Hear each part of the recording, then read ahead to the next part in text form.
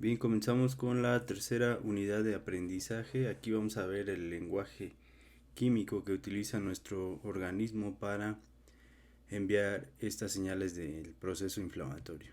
Todas las células de la sangre que aquí vemos realmente tienen una contraparte molecular. Si vemos este mismo esquema, ahora en la parte molecular podemos ver que aquí están. Esto representaría a las plaquetas, que son nuestros factores de la coagulación, los anticuerpos para los leucocitos y la transferrina para los eritrocitos.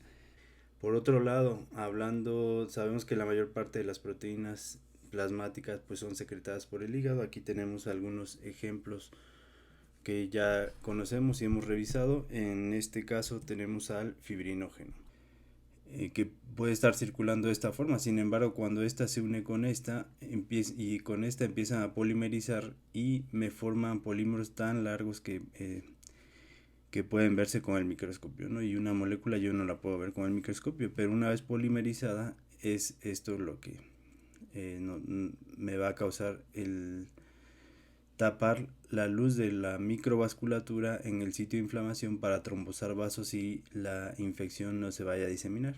El problema es cuando esto está exagerado. Las proteínas del complemento ya hemos hablado mucho, solo mencionaremos aquí la parte importante para la inflamación y las proteínas de fase aguda, que también todas estas son secretadas por el hígado, y el ejemplo que casi siempre nos pone la proteína C reactiva o el amiloide sérico, la aptoglobina, etcétera. Pero sin embargo estas funcionan como opsoninas también y son pues como del sistema natural.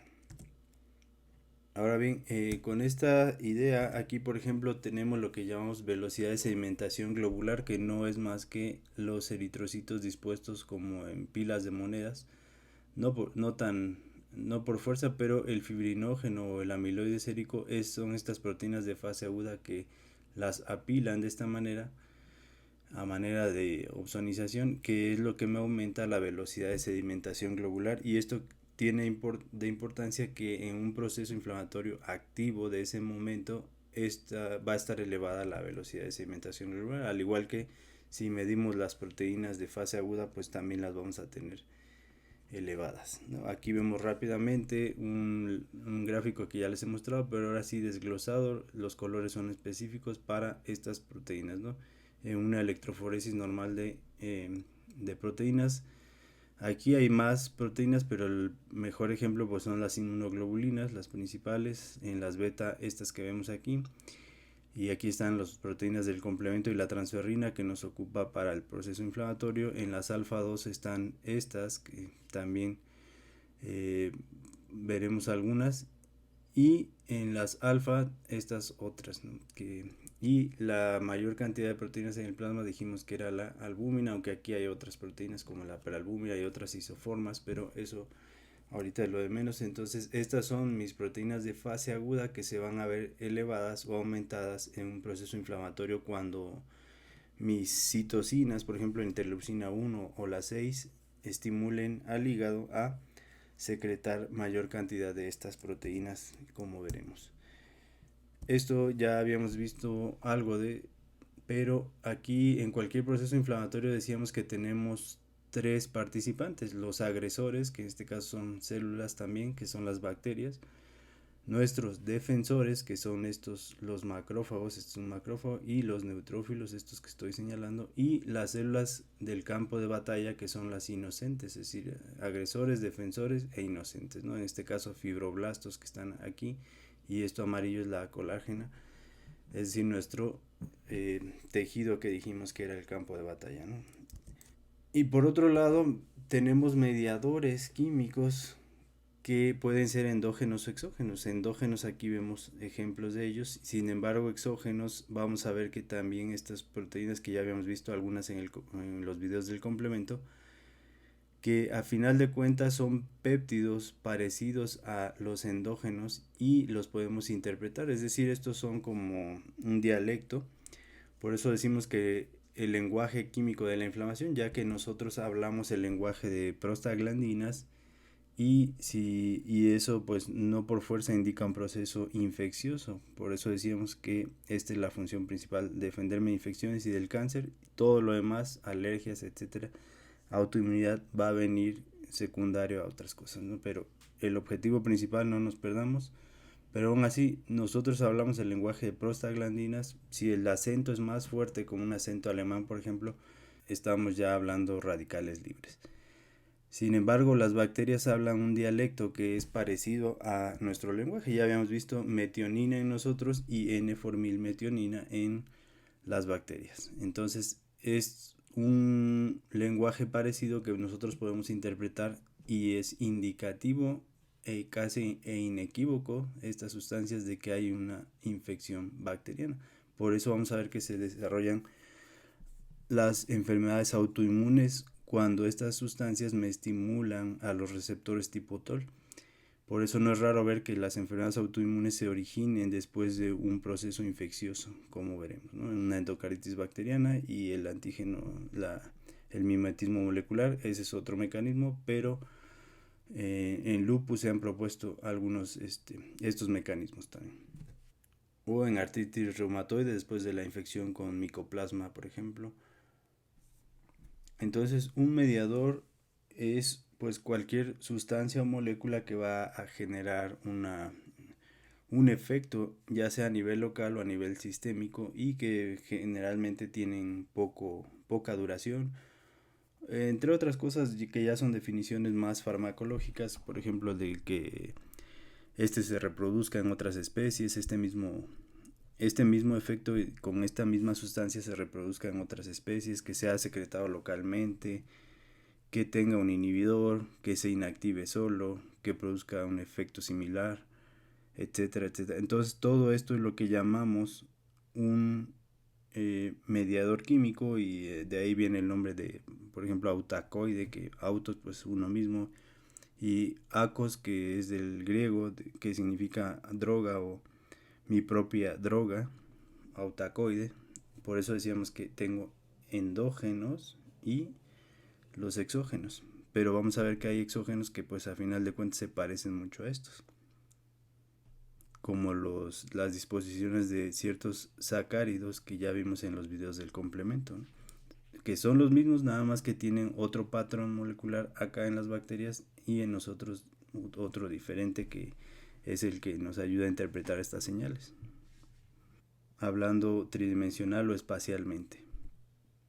Y por eso decimos que la respuesta inflamatoria es un arma de doble filo, porque si se va de largo, pues voy a morir por sepsis, o no puedo no tener infecciones, pero en una alergia estas sustancias van a estar a la alta y simula la respuesta inflamatoria sistémica o síndrome de respuesta inflamatoria sistémica, que a final de cuentas también me lleva a la muerte. Ahora, para que esto también se amplifique, pues tengo señales. Por ejemplo, aquí vemos interleucina 1 y ácido araquidónico, que ya habíamos dicho que cualquier célula pues tiene membrana.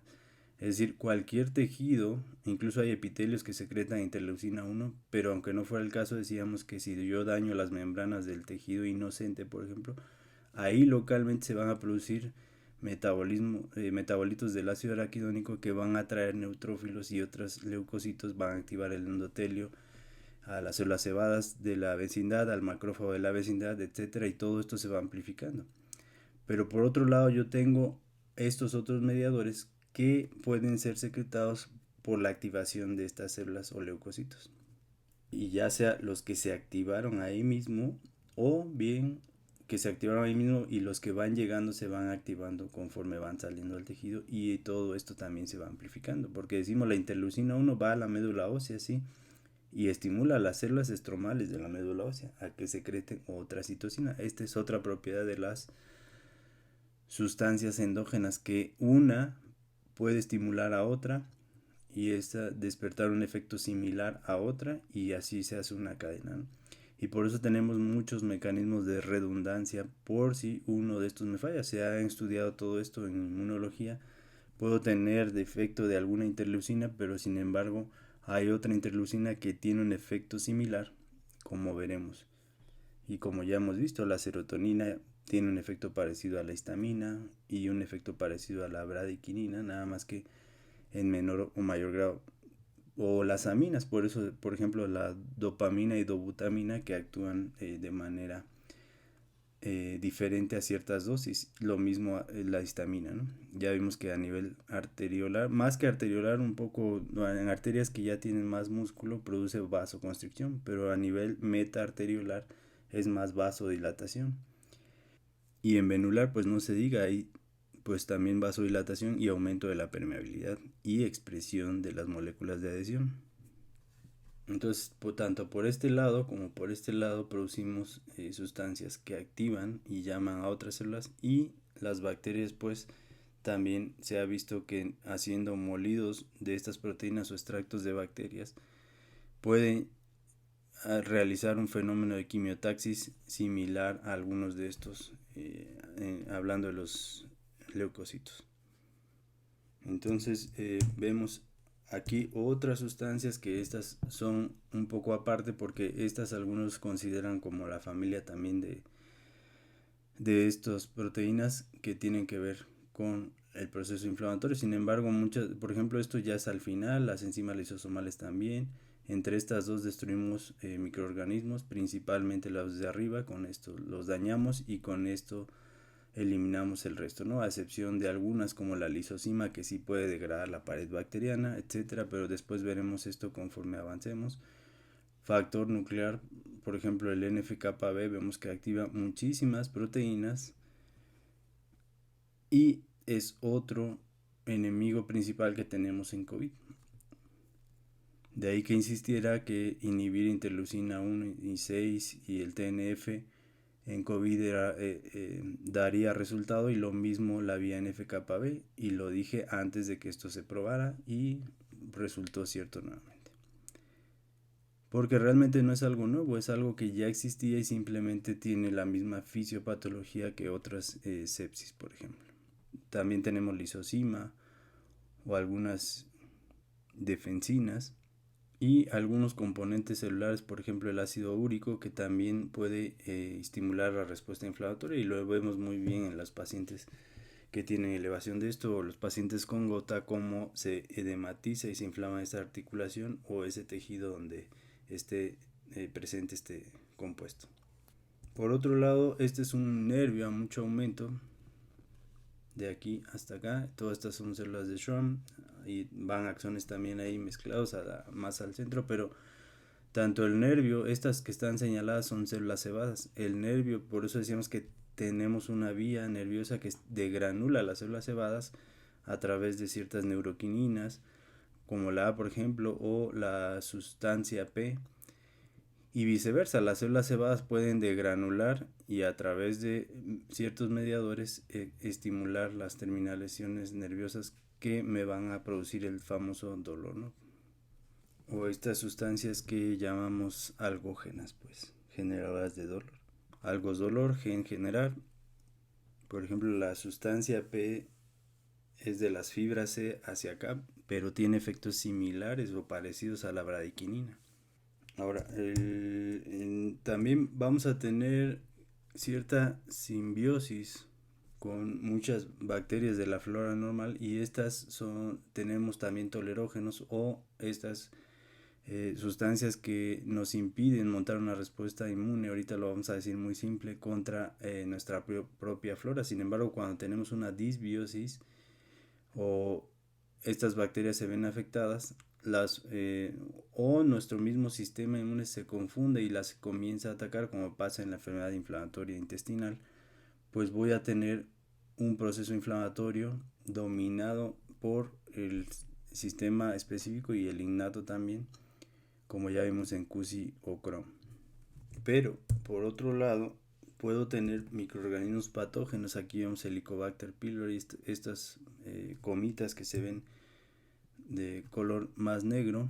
Esta se ve muy bien, el Helicobacter, que está en la luz de la glándula, es decir, en el moco, perdón.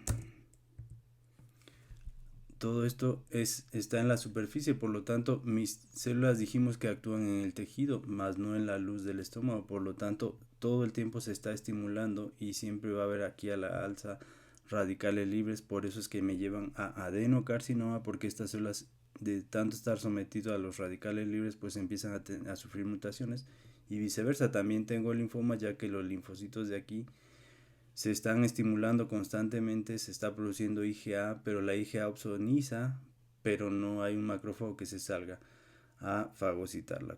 Solo cuando el Helicobacter llega a penetrar al tejido es cuando este sí es destruido muy fácilmente, pero el mecanismo del Helicobacter justamente es estar afuera del cuerpo, en la luz del tubo digestivo. Eso ya lo trataremos mejor en inmuno. Ahorita, para hablar de los mediadores químicos y este lenguaje que aquí se ve muy bien de las bacterias estimulando a los sustancias del tejido y lo que van a producir tanto el epitelio como el estroma como los leucocitos, pero aquí me llevan a este proceso fisiopatológico sin destruir a la bacteria.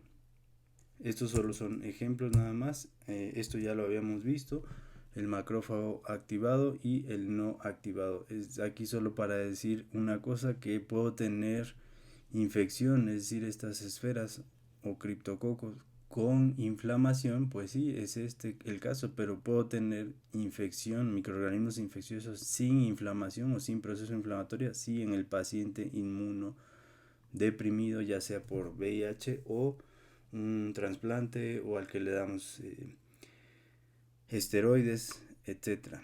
Pacientes con cáncer, desnutridos, entre otros, que veremos después.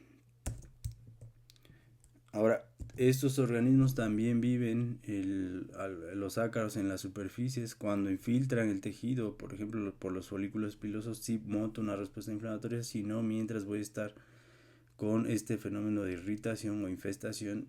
Y vean cómo se ven estos, parecen tornillos, todo es simetría, al final de cuentas. Vean estas líneas, después lo revisan.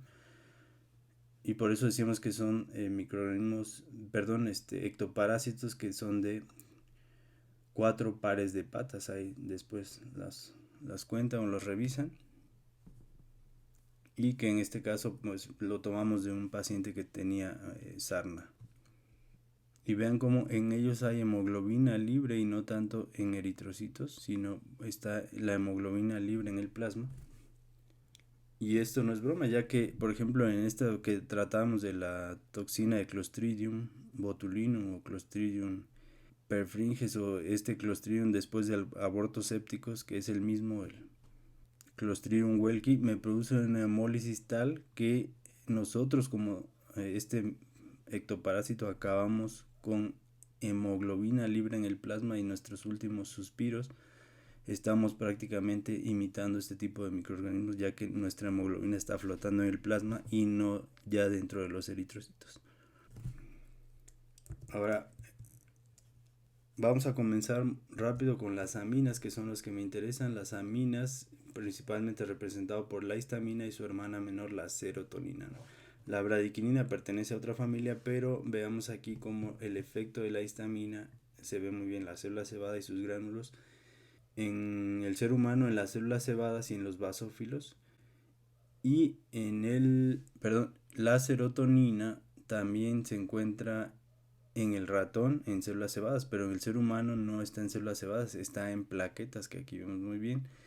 Es decir, los efectos son similares que vamos a describir, pero recuerden que a diferentes dosis tengo diferentes efectos.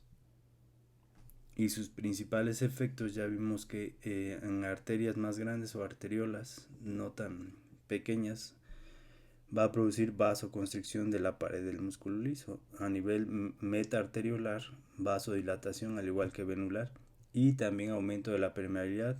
Todos estos efectos son diferentes, no confundirlos, porque en la literatura confunden aumento de la permeabilidad con vasodilatación. Y finalmente la expresión de moléculas de adhesión al endotelio, aunque ese efecto también va a ser potenciado por la interleucina 8 del macrófago de la vecindad. Por eso siempre están en la célula cebada y al lado un macrófago o una célula dendrítica de los intersticios que decíamos. Y estas son capaces de secretar interleucina 8, que es como el regulador definitivo, y otro CXR que no quiero mencionar ahorita, para que el neutrófilo se frene y pueda salir en esa parte. Ya vimos que de manera normal se marginan, pero se van de largo otra vez. Pero una vez que en la vecindad yo secreto todas estas sustancias, es cuando voy a tener la salida de los leucocitos, que lo veremos en el siguiente capítulo. Y la serotonina tiene efectos similares que ahorita vamos a ir describiendo y separando a la vez. Por ejemplo, en un síndrome carcinoide por serotonina, ya decíamos, como es una sustancia similar a la histamina, me va a producir vasodilatación, en tubo digestivo, diarrea, ruborización, prurito, entre otras cosas. Y en este síndrome pues voy a tener un tumor del sistema neuroendocrino difuso que puede secretar esta sustancia, que recuerden que también se llama 5-hidroxitriptamina. Y cierto grado de vasoespasmo, de ahí que así como a la histamina se le denominó sustancia H, a esta se le denominó en el pasado como sustancia del suero que incrementa la presión sanguínea. Aunque vamos a ver que tanto esta como la histamina, dependiendo las dosis, me puede producir hipertensión o hipotensión, que también es importante en COVID. Y entre estos efectos también me pueden producir fibrosis, que en un caso raro, sobre todo si tengo un tumor hepático, como está cercano por la vena cava, se produce fibrosis solo en mi corazón derecho, pero esta serotonina pasa al pulmón y ahí es inactivada por la monoaminoxidasa, por la MAO, y es por eso que el hemicorazón izquierdo no tiene fibrosis como aquí vemos, ¿no? Del lado derecho sí hay fibrosis, del lado izquierdo no hay fibrosis. Y para seguir hablando de la histamina, por ejemplo, yo puedo tener unas vacaciones que en la mañana yo me expuse al sol y me quemé, entonces degranulé y por eso estamos todos rojos, quemados, pero en la noche, tarde noche, voy a una cena. Por mala suerte hay flores, ese paciente es alérgico a un polen en específico, al mismo tiempo sufre picaduras por moscos, ya sea en la mañana o en la misma cena, y sustancias que también pueden tener histamina como los tomates o el vino, es decir, todo se suma en un mismo día y ese paciente va a tener diarrea y los mismos síntomas parecidos al carcinoide, pero aquí por consumirla, pues lo que llamamos reacciones anafilactoides. Incluso en estos insectos, en las polillas, el pelo de la polilla también tiene sustancias histaminérgicas. Ahora, la histamina, aquí vemos sus efectos. Si es una dosis muy pequeña, la histamina se ha visto que solo llegan eosinófilos al sitio de inflamación. Y si yo aumento esa dosis ya comienza a llegar otro tipo de leucocitos, pues principalmente neutrófilos, pero a dosis muy pequeñas la llegada es de eosinófilos, no de neutrófilos. Otra razón más para no seguir repitiendo eso, que todo el mundo dice que el neutrófilo es la primera célula en llegar.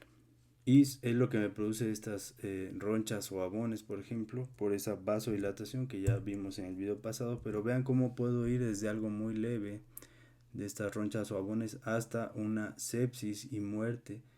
Por eso les dije que esta era la célula asesina, porque se ha probado con esta dosis intravenosa de 0.33 miligramos y me produce una hipotensión al grado de que el paciente se pone grave pero no muere, pero en la piel, las células cebadas de la piel nada más contienen 100 veces más la dosis, prácticamente la dosis letal, vamos a decir, que esto que me produjo este efecto de hipotensión por esa vasodilatación a estas dosis intravenosas.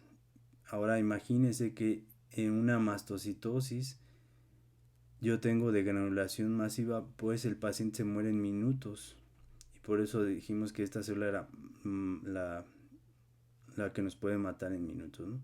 Y se traduce a los venenos de algunas serpientes, que es algo similar, nada más que exógeno. Por eso decíamos que también tengo sustancias exógenas que simulan o que son prácticamente miméticas de este sistema. Son isoproteínas o isoenzimas capaces de actuar de manera similar. Pues al final de cuentas somos especies similares y estamos relacionados de varias formas, y por eso la definición de estas sustancias que se tienen que reproducir en diferentes especies, causar los mismos efectos, etc.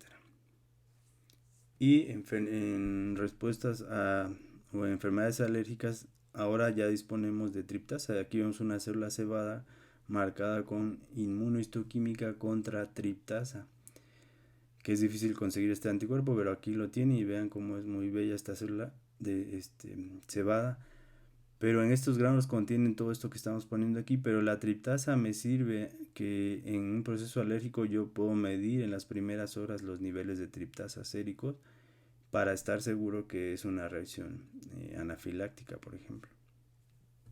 Porque si fuera un envenenamiento por histamina, que yo lo consumí, me va a hacer cierta diferencia, ya que mis células cebadas no son las que están degranulando estrictamente, sino yo consumí una dosis de histamina, aunque recuerden que histamina puede activar también o ir potenciando esto, ¿no? Y ahora pasemos a los que llamamos péptidos vasoactivos, es decir, similares a las aminas, pero estos son de otra familia. Por ejemplo, los mejores conocidos, pues los quininógenos de alto peso molecular y las calicreínas, que circulan como precalicreína. Recuerden que esto puede ser activado por el factor 12 de la coagulación, y ya vimos que no es un factor de la coagulación, más bien es fibrinolítico. Después lo revisaremos, o pueden revisar los videos de coagulación, pero esto se va a ir potenciando como una bola de nieve hasta alcanzar ciertos niveles que son efectivos. Y esta es la sustancia que convierte al quininógeno de alto peso molecular a quininógeno de alto peso molecular libre de bradiquinina más bradiquinina. Es decir, la bradiquinina resulta de la ruptura de esta molécula que llamamos quininógeno. El mejor ejemplo es la bradiquinina, que tiene esos efectos que hemos estado diciendo, similares a los que acabamos de ver en histamina y serotonina. Pero esta sí es una sustancia más algógena, que genera más dolor per se que las anteriores, y por eso en muchos libros la consideran como el prototipo de estos péptidos que estamos mencionando. Es decir, las calicreínas rompen a los quininógenos a quininas, y el mejor ejemplo, la bradiquinina, que es un potente péptido vasoactivo, que para no causarme este daño circula como quininógeno. Pero mi proteasa específica de esto se llama calicreína, que también para no causarme daño circula como precalicreína. Y estas precalicreína o calicreína están presentes tanto en sangre como en orina. Ya después veremos cómo se llegó a esto. Y en cualquier lugar de trauma o donde haya coagulación en general va a haber quininas, es decir, bradiquinina. Además, también se ha demostrado que enzimas del neutrófilo pueden romper este quininógeno a bradiquinina, o el sistema fibrinolítico, sobre todo la plasmina, también rompe a bradiquinina. Es decir, por eso decimos que tenemos redundancia en sistemas. Igual que como vimos con las aminas, dependiendo la dosis me va a producir o vasoconstricción o vasodilatación. Es más, ustedes pueden hacer este experimento e instilar a nivel nasal bradiquinina, y se va a producir un cuadro igualito a un resfriado común. Me da los mismos síntomas y los datos que hemos estado viendo de rubor, calor, tumor y dolor. Por eso es que estos tienen su inhibidor en particular, que son las quininasas. Si estas son quininas, pues necesito una quininasa que rompa ese efecto. Porque imagínense que sustancias de este tipo tuvieran vida media larga, pues los síntomas que me producirían hasta la muerte, por ejemplo. Y la quininasa que inactiva esto se llama quininasa 2, que es la misma que ustedes llaman ECA, o la enzima convertidora de angiotensina. Y es contradictorio, paradójico, porque la ECA o quininasa 2 inactiva a esta sustancia vasoconstrictora a ciertos efectos, pero a la vez la ECA activa a la angiotensina 1 hacia angiotensina 2, es decir, a otra sustancia la vuelve vasoconstrictora, y a esta que es vasoconstrictora la inhibe y le quita el efecto, siendo la misma enzima. Por eso decimos que es un efecto paradójico. De hecho, las bradiquininas fueron descubiertas en experimentos caseros, en donde se les inyectaba a los perros su propia orina, y se les producía, se les bajaba la presión, se hipotensaban con eso, orina intravenosa, y se hipotensaban por lo que estábamos diciendo que están presentes en sangre y en orina. Pero ahí era más bien porque la orina tiene calicreínas y por eso decíamos, orina intravenosa de estas me producían hipotensión por este mecanismo. Pero vamos a ver que en el páncreas o extractos de páncreas también me produce lo mismo, porque tienen sustancias parecidas. De ahí el nombre de calicreína, calicreas, páncreas, de ahí viene el nombre. El resto lo revisaremos en coagulación. Y esto tampoco lo voy a explicar, nada más que donde hay coagulación hay activación del sistema fibrinolítico para romper toda esa fibrina, y es lo que llamamos productos de degradación de la fibrina, que es lo que medimos con el dímero D. Pero estos productos de degradación de esta fibrina son anticoagulantes y producen un efecto similar a lo que haría el heparán o la heparina pues con la antitrombina, que dicen ustedes que es anticoagulante, la heparina, ¿no? Tienen el mismo efecto, inhiben a estos factores.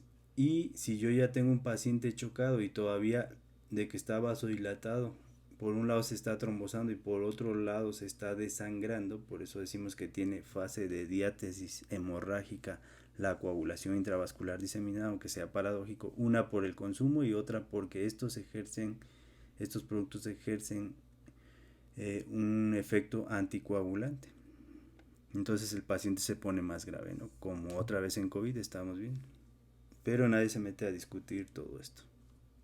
Y aquí vemos la coagulación. Nada más quiero rescatar lo de los fibrinopéptidos, que ya lo habíamos explicado, que estos también son quimiotácticos como los proteínas anafilatoxinas del complemento.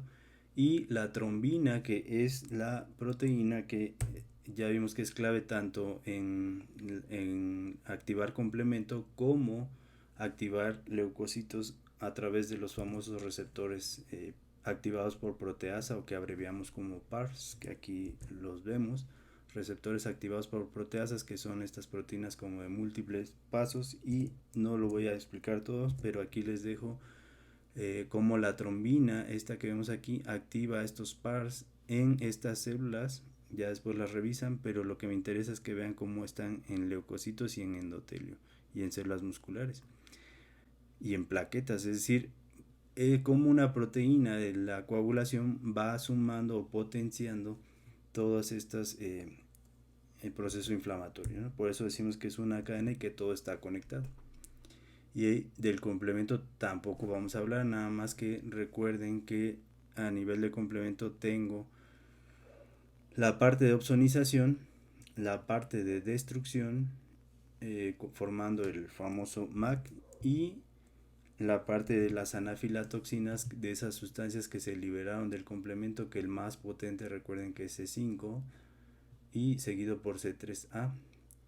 C5A y C3A se hizo este experimento que ya se los había explicado, y que instilando solo esto intravenoso me produce exactamente los mismos signos y síntomas de inflamación sin necesidad de que haya un proceso infeccioso. Ahora, por último, entremos con los metabolitos del ácido araquidónico, que como sabemos son fosfolípidos de membrana, y estos fosfolípidos aquí vemos cómo se les separa un bracito o una pierna, como lo quieran ver, y esto es lo que llamamos el ácido araquidónico, y lo que queda acá, es decir, la cabeza con una de las piernitas, es lo que llamamos factor activador de plaquetas, y aquí tienen todos sus efectos. El primero de los primeros que se conocieron pues era que agregaban plaquetas. De hecho el experimento original es así, instilando estos consiguen la agregación plaquetaria, pero después se amplió este conocimiento y ya se vio que no solo está en las plaquetas, sino en cualquier célula que tenga membranas. Entonces, nuevamente, donde yo tengo un tejido lesionado, pues también voy a agregar plaquetas. Además que me sirve de quimiotaxis para neutrófilos. No es que sea exclusivo para neutrófilos, sino se van amplificando señales como interleucina 1, se activa el macrófago y este activa interleucina 8, y es como llega el neutrófilo, pero en realidad es quimiotáctico para muchos leucocitos, ¿no? Así como broncoconstricción y vasoconstricción. que es importante para el asma, por ejemplo. Y el ácido araquidónico, ahora lo veremos. Estas membranas pueden ser de la membrana celular, pero también pueden ser membranas internas de la célula, como el retículo endoplásmico rugoso, y se generan ahí adentro de la célula estos metabolitos. Pero también estas fosfolipasas son varias. También hay afuera en la membrana de la célula, y estos metabolitos van a quedar hacia el intersticio, líquido intersticial, o que van a ir a dar al plasma finalmente. Entonces, y ahora sí, aquí vamos a ver el ácido araquidónico, que son sus dos vías principales, la vía de los leucotrienos y la vía de las prostaglandinas con los tromboxanos, ¿no? La tercera vía, que en muchos libros ponen, vamos a ver que es otra, es muy diferente, no entra aquí como tal. Entonces, hablando de la vía de los leucotrienos, vean cómo las enzimas que se ocupan acá es la 5-lipooxigenasa y de la vía de ciclooxigenasas, que son la COX-1 y la COX-2, y por eso se llaman ciclooxigenasa y lipooxigenasa, porque ocupamos oxígeno para estas vías. Por eso decíamos, así como el estallido respiratorio en la respiración mitocondrial, aquí también tenemos que dirigir el oxígeno hacia estos metabolitos. Entonces, en la 5-lipoxigenasa, pues voy a tener estos famosos lípidos o ácidos grasos que están constituidos por 20 carbones, y de ahí su nombre de eicos, del griego de 20, eicosanoides, y que en este caso pues es el hidroxi peroxi eicosa tetraenoico y el hidroxi eicosa tetraenoico. Pero estos me producen quimiotaxis a grandes rasgos, y el más potente, recuerden que es el leucotrieno B4, que ya los habíamos ejemplificado, derivado del A4.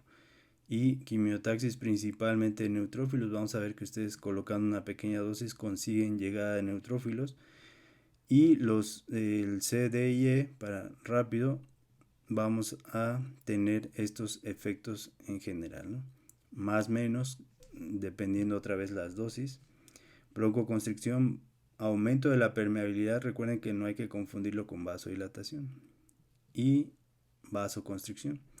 Y esto es importante conocerlo por los fármacos que ya tenemos para inhibir a diferentes pasos y enzimas, que en este video no lo explicaremos por razones que estamos dirigidos hacia el proceso inflamatorio.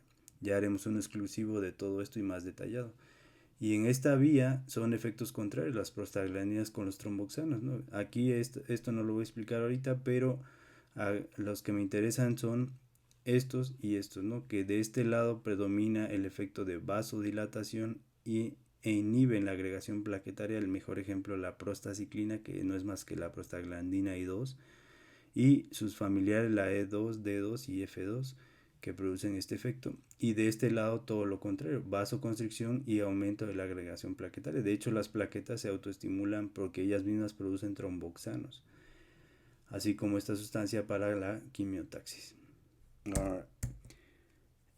Por otro lado tenemos al óxido nítrico, que no explicaremos también todas las vías, pero hablando del endotelio, vean cómo la misma trombina, a través de estos receptores PARS, activa el endotelio a producir todo esto, que por un lado vimos que activando estos receptores en leucocitos produzco inflamación, pero en el endotelio se produce un fenotipo activado que puede ser protrombótico, pero en las orillas de la lesión o del trombo voy a tener un efecto contrario para inhibir aquí, por ejemplo, la agregación plaquetaria con estas sustancias, estas pelotitas rojas. Esto lo explicamos en coagulación, al igual que estas enzimas para inhibir la agregación, y el óxido nítrico para vasodilatar. Y la misma vasodilatación aumenta el flujo y por dilución diluye factores de coagulación para que no formemos trombos aquí, y también por dilución y espacios impide la agregación plaquetaria. Y ese mismo metabolismo del ácido araquidónico pues también me va a producir estas sustancias que en este caso me ayudan para regular, es decir, para mantener la balanza protrombótica con antitrombótica. Y aquí lo que ya hemos visto, el experimento de cómo el leucotrieno solito sí es quimiotáctico para neutrófilos, pero Si yo no vasodilato logro poco efecto, pero si vasodilato, es decir, le agrego una prostaglandina, esta que acabamos de mencionar, o que sea vasodilatadora, voy a tener mayor llegada de neutrófilos por ese aumento en la permeabilidad vascular, y este sería el efecto. Este es una epidermis y es exactamente el efecto que se conoce, ¿no? Llegan estos neutrófilos que aquí se ven muy claros a hacen microabscesos, de hecho, que es el experimento original, y ahí tienen la dosis. Nada más inyectando 100 nanogramos de leucotrieno B4 es lo que podemos lograr con esto. Ahora, la última vía, que en los libros pareciera que es la misma, esta es otra. Necesita interacción de célula con célula, la que llamamos de las lipoxinas. Y aquí vemos otra célula con célula, en este caso un leucocito con una plaqueta. Y esto, donde se imaginan que va a pasar, sobre todo en el tejido de granulación. ¿Por qué? Porque ahí ya estoy al final de resolver la respuesta inflamatoria. Por lo tanto, es lógico que interactúe un leucocito X con una plaqueta, o un macrófago con una plaqueta, o un macrófago con un neutrófilo. Por eso también vemos neutrófilos en el tejido de granulación, y esta es otra razón para no seguir repitiendo esas tonterías de que el neutrófilo es en la inflamación aguda, ¿no? El neutrófilo es esencial para resolver también el proceso inflamatorio, como aquí vemos, interaccionando estas membranas para que por ejemplo, el leucocito con su 5 lipoxigenasa y la plaqueta con la 12 lipoxigenasa, por eso decíamos que son varias, voy a tener las lipoxinas, en resumen, que estas también se llaman resolvinas, y su nombre hace alusión a que va a resolver la respuesta inflamatoria, inhibiendo la llegada de neutrófilos y estimulando la reparación. Y acá otras células que pueden interactuar a través de esta vía con la 15 lipoxigenasa o la 5, y estas otras sustancias me van a producir estas lipoxinas que aquí tienen sus efectos, ¿no? Entre ellos detener la migración sobre todo de neutrófilos y eosinófilos por ese daño que hacen, y estimular al macrófago a fagocitar cadáveres de neutrófilos, por ejemplo, ¿no? en la, en la tejido de granulación. Esto de manera muy rápida y simple. Y el efecto sistémico de estas interleucinas, es decir, ahora entramos a las familias de las interleucinas, que algunas se llaman por convención, otras se quitan, etcétera, ¿no? Por ejemplo, la interleucina 8 por convención no la toman como interleucina, aunque se llame interleucina. Perdón, pero yo no hice estas clasificaciones, sino ahora la toman como de estos receptores. CXC, por ejemplo. Y vemos que estas, sobre todo las primeras en el hígado, me van a producir la secreción de estas proteínas que ya vimos de fase aguda. Ahorita en resumen vamos a decir lo que vimos al inicio de la plática.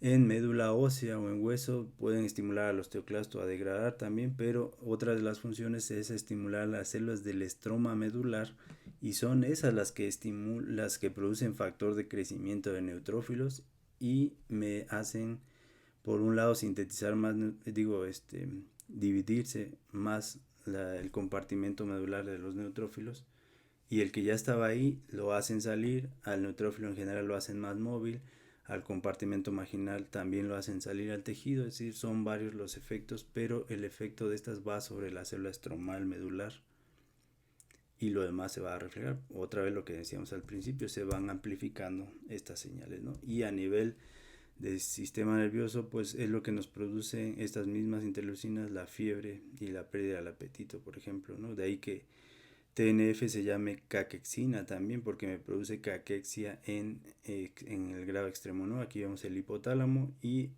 son varios los núcleos. Aquí nada más tenemos el dorso medial y el posterior, ¿no? Que los posteriores, recuerden, también se llaman mamilares por los cuerpos mamilares, de que están más o menos en esta altura. Los límites posteriores del hipotálamo no son tan precisos como los que sí vemos hacia el frente, a la lámina terminal, etcétera, que ahorita no vamos a hablar de ello. Aquí estaría el quiasma, el tuber cinereum. Vean, se ve muy bien el acueducto mesencefálico, antes conocido como silvio, la adherencia intertalámica. Estos serían los tálamos, y justamente aquí este es el surco hipotalámico, y es lo que me divide hacia al hipotálamo. Entonces, actuando en estos centros es como yo disminuyo el apetito, y por eso es que experimentamos estas sensaciones cuando tenemos un proceso infeccioso o a veces no infeccioso. Simplemente una alergia también me produce los mismos síntomas por esta razón, porque se me elevan interleucinas aunque no haya microorganismos, al igual que puedo tener fiebre, y esta es otra razón para no andar recetando antibióticos nada más porque sí, hasta estar seguros de esto, ¿no? Ahora, en músculo y en otros tejidos, que nada más ahorita estoy resumiendo, en músculo también se produce el catabolismo, por eso otra vez el TNF que le digan caquexina.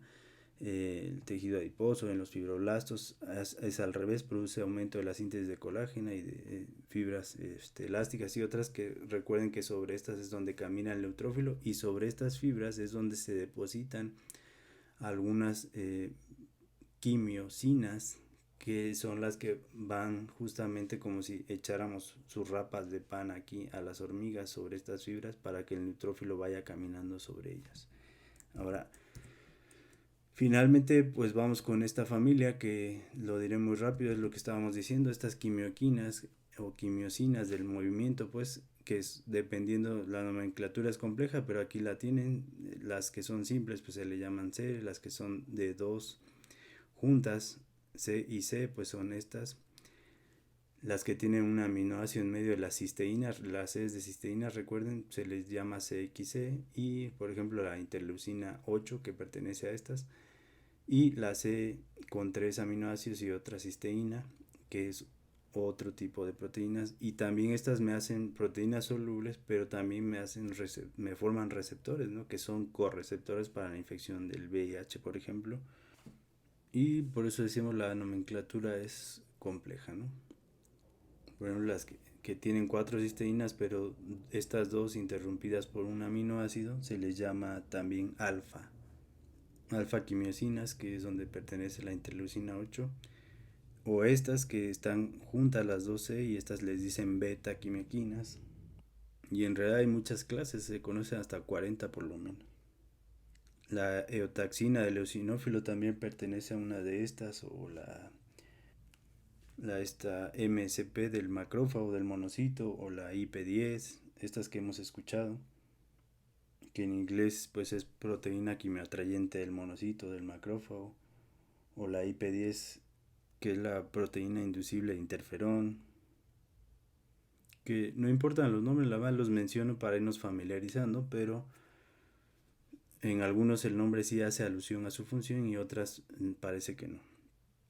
Y decimos que a veces son proteínas solubles, a veces son receptores. Por ejemplo, en el VIH este es el CXCR4 para el correceptor para que este virus ingrese a la célula, o el CCR5. Y de manera similar, el virus de Epstein-Barr utiliza el CR3, por ejemplo. Pero ese es un receptor de complemento, pero es un mecanismo similar. Y de este creo que es el que único que se conoce es la fractalina. Y ya con esto terminamos con el factor de necrosis tumoral. Aquí vemos muy bien por qué se le llamó así. Este es una vénula y este es en corte longitudinal, las células endoteliales y los eritrocitos y leucocitos, ¿no? Pero si notamos, estas rayas es la fibrina que se está formando dentro del vaso, todas estas rayas muy finas que acá se ven también muy bien, es decir, el factor de necrosis tumoral, por eso se le llamó así, porque los macrófagos de la vecindad secretaban factor de necrosis tumoral e inducen en el endotelio la expresión de factor tisular. La coagulación. Recuerden que el factor tisular está acá, como su nombre lo dice, en el tejido, no en la célula endotelial, porque como en el plasma sí circula el factor 7, que es la enzima, y la coenzima es el factor tisular, por eso cuando se rompe el vaso sale el factor 7 y se pone en contacto en la superficie de membrana de cualquier célula que esté en el tejido, que son las que tienen en su bicapa lipídica incrustadas el factor tisular, y es ahí donde se inicia la coagulación. Pero ¿por qué yo quiero inducir trombosis de manera local en la microvasculatura para impedir que las bacterias del tejido se diseminen por aquí? Por eso es una función normal y de ahí se le puso el nombre de factor de necrosis tumoral, porque en algunos tumores se pasaba este mismo efecto, pero sobre todo con infecciones. Cuando se asociaban a infecciones se producía trombosis de la microcirculación y el tumor se necrosaba por la ausencia de irrigación, vamos a decirlo, y incluso se llegaron a tratar tumores de esta forma, se infectaban a propósito con algunos microorganismos, sobre todo piógenos o bacterias gram negativas, que inducían la expresión de que el macrófago secretara factor de necrosis tumoral, y así se curaban muchos tumores. Incluso hay un reporte ahí anecdótico de un sarcoma en el cuello de un paciente que ya llevaba varias cirugías y finalmente se infectó con microorganismos de la piel accidentalmente y se vio como el tumor remitió. Incluso lo que se tiene documentado es que desapareció el sarcoma en este paciente. Y hay muchos ejemplos de tumores de piel pequeñitos que se les induce de manera local una infección y el tumor se muere. De ahí el nombre de factor de necrosis tumoral. Pero su función normal es impedir la diseminación de las bacterias, pero esto es un arma de doble filo. Ahora en COVID, en todo el nivel circulatorio se expresa el factor tisular y por eso tenemos microtrombosis, que incluso el paciente puede tener la famosa hipoxemia feliz, estar aparentemente asintomático, pero su microtrombosis a nivel generalizado está avanzando y esto a final de cuentas termina en coagulación intravascular diseminada, no con los datos clínicos que esperamos, o a veces trombosis de un solo órgano, pero al final de cuentas se va haciendo toda la cadena hasta llegar a la falla orgánica múltiple. Y recordar que tenemos el factor de necrosis tumoral alfa, que es el típico producido por el macrófago, y el factor de necrosis tumoral beta, que es una isoproteína, o vamos a decir una proteína similar, pero esa la producen los linfocitos T, por ejemplo. Y recuerden por qué se le llama caquexina también, o se le llamó así, o también toxina de Kulig por el autor, que él fue el que administraba estos extractos de estos bichos piógenos como Streptococcus pyogenes o Serratia malacenses para inducir necrosis en los tumores que él operaba. Y en esta época se llegaron a destruir cerca de 40 tumores con esta técnica, aunque era in vitro, pero el paciente que les comenté sí fue un caso real in vivo. De hecho fue paciente de este cirujano que les estoy comentando. Bueno, con esto terminamos. Ya por último, nada más puedo tener también inflamación sin microorganismos, sin autoinmunidad, etcétera, etcétera. Sí, en estas enfermedades muy raras, aquí vemos donde está afectado, las famosas inflamosomopatías, que son varias, pero el mejor ejemplo, la fiebre del Mediterráneo familiar, ¿no? Que es la deficiencia del inhibidor de C1 del complemento, y si yo no tengo C1, pues constantemente estos productos del complemento me van a estar produciendo inflamación y sobre todo el angioedema, ¿no? Que puede llegar a ser mortal en estos pacientes, y que hace poco ya tuvimos el tratamiento, el fármaco para esta enfermedad. Ya podemos dar el inhibidor de C1Q. Y en el siguiente capítulo, en la unidad de aprendizaje número 4, veremos el tema de los leucocitos llamados a la acción. Gracias.